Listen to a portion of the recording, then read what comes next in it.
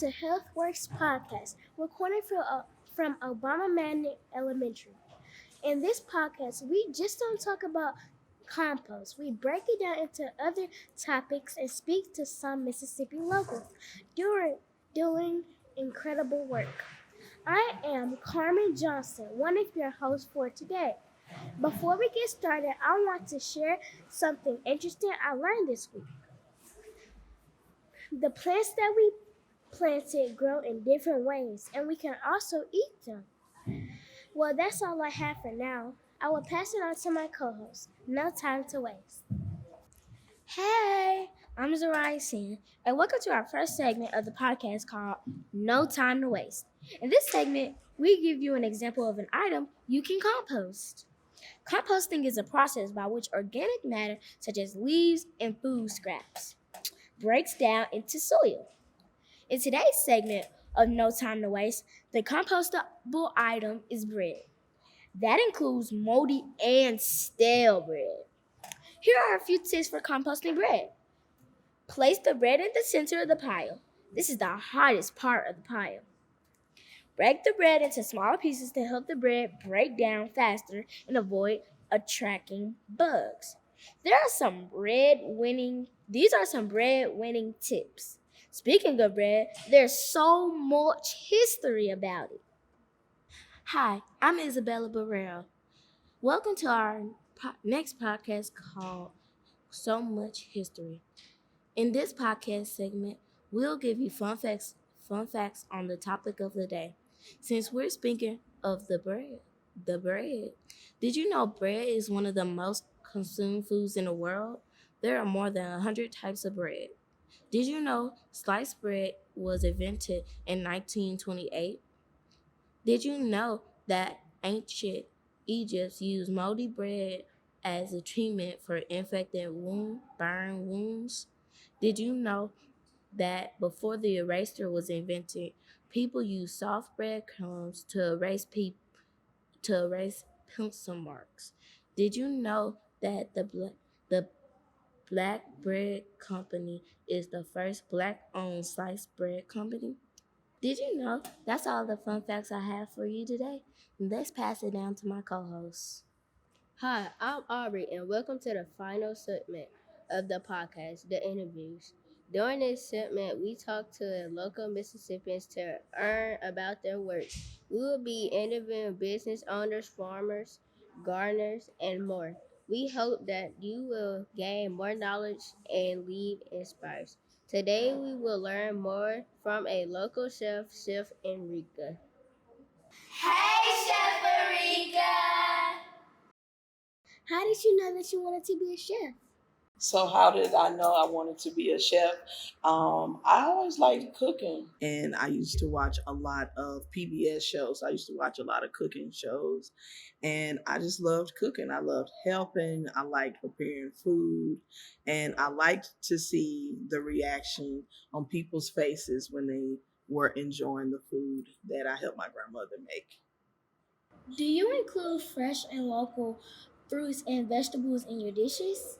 Absolutely. As a chef, one of the most important things that we do, we always try to use local and fresh ingredients and what we also call in season. So we try to use things that are grown in abundance during that season because when you're doing that, you're helping the farmers. Your produce and your vegetables are going to be fresher and they're going to taste better as opposed to you getting something that is out of season. And what that means to be out of season is what things we typically eat in the summer. We like corn, like tomatoes, watermelon. So those are usually during the summer months. So if we try to get those things around Christmas, you can still get them, but we usually get them from another country and they don't taste as fresh as they would as if we were to get them locally. So I definitely, as a practice, tried to do that. And my grandfather was a farmer. So I learned at a young age about eating and using things when they're in season. Can you tell us about some cool jobs you have as a chef? Cool jobs I've had as a chef. I like to teach cooking classes. That's been really fun. I get to travel and I go to like food festivals, and I think of it as like playing with food. So I get a chance to make recipes and work with other chef friends and just be creative. The most fun thing that I have done besides doing this podcast with you ladies here is that I get to create menus, and I would call them pop ups. So I do like a little quick pop up restaurant, and we make a little menu and we sell food. So it's really fun for me to do the pop ups because it's just a spur of the moment and something that I just get to enjoy and have fun with. As a chef, what are some things you do for the environment? So that's a really good question. Some of the things that I do as a chef, I try to use biodegradable things as much as possible. I'll repurpose jars and plastic containers, and I use those for other things to store. When we are doing catering, I try to use things that are biodegradable, that break down, things that we can recycle. And another thing that we do is one of the tricks, or one of the things that we learn as a chef, is that you use all of the things. For example, if I get fresh carrots, I am going to get the carrots with the tops. So I take the carrot tops and I can make a sauce or a salad out of it. If I peel the carrot, I can use that to make stock, and then I can actually cook with the carrot. So it's really important to be really diligent in using all parts of the food that we have and not be so wasteful. So we just try to use all parts of whatever it is that I'm cooking. So basically, what you're saying is you don't want to waste any part of it. You want to use everything you can. It helps your business, and it also helps the environment in many different ways. Absolutely. It absolutely helps the environment. It helps your business. And it also just cuts down on your carbon footprint, meaning the ways that we are using things, and how we have to be rid of it or recycle it or throw it in the trash. Because even with the carrot peels, if I use that to make a stock, I can still take that and compost it, and then I can put that back into the garden. I can put that back into the soil. So it all comes back. And it doesn't take much to do things for the environment. You just start with something, and that something makes a big difference. Also, what is your favorite thing to cook? My favorite thing to cook, I love food. I love I love going to the farmers market. I love going to grocery stores and seeing what's fresh. So I would say, if I had to have something that is like my favorite thing to cook, I really love soup. I love making soups. It's just something about it makes you feel it's warm, and it's just a big pot of it, and it smells good. So and in the process of cutting everything, putting it in the pot, um, I can eat soup every day of the year. It can be hot outside, I will eat soup. It can be freezing cold, I will eat soup. So I'm going to say soup is my favorite thing to cook, but I love food so much. I enjoy cooking with all sorts of things. You love you love cooking with all sorts of things. Mhm. But the main thing you would like to cook is soup. I cook soup for comfort.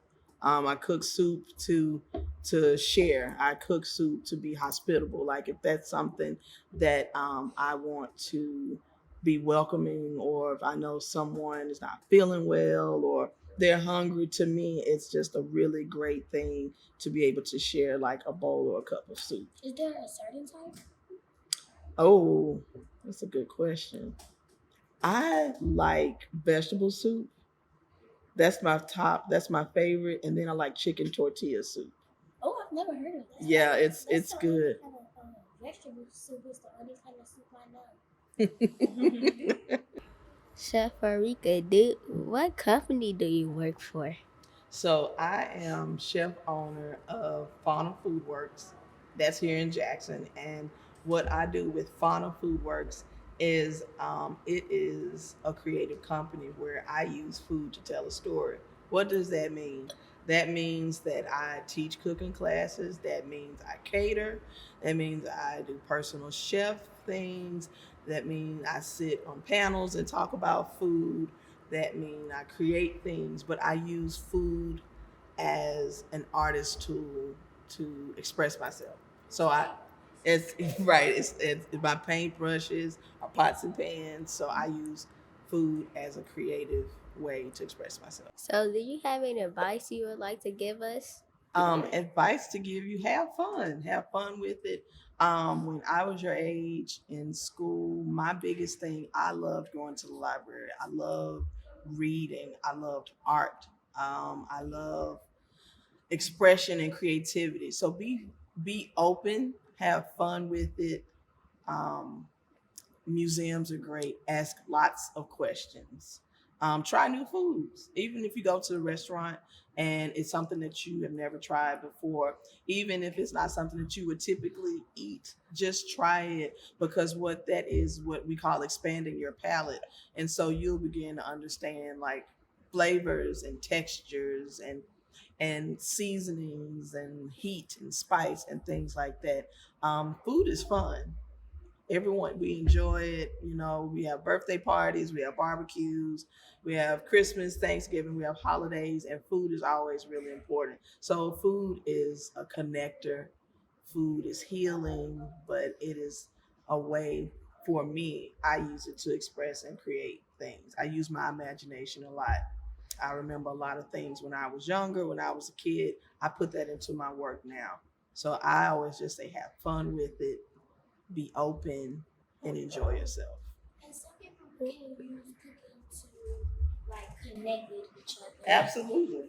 It does like it may not look appetizing, but you can meet people who like different foods. It lets you connect even better with other people that might like something different than you.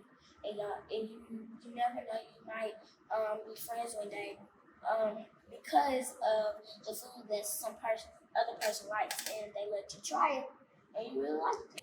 And that's one of the biggest things about food that we don't understand fully, is how it connects us. Because one thing about food, we all have things that remind us of our childhood or something that makes us feel good. Everyone has that dish, and to be able to share that with someone else, you're connecting with it. you know um, food is healing. It makes you feel good, it makes you happy. When you're sharing, you're doing a good thing. When you're helping someone less fortunate and you're preparing food for them, that's another way of just sharing food. So food is absolutely a connector. What a great interview. Well, this concludes today's episode of the Healthworks podcast.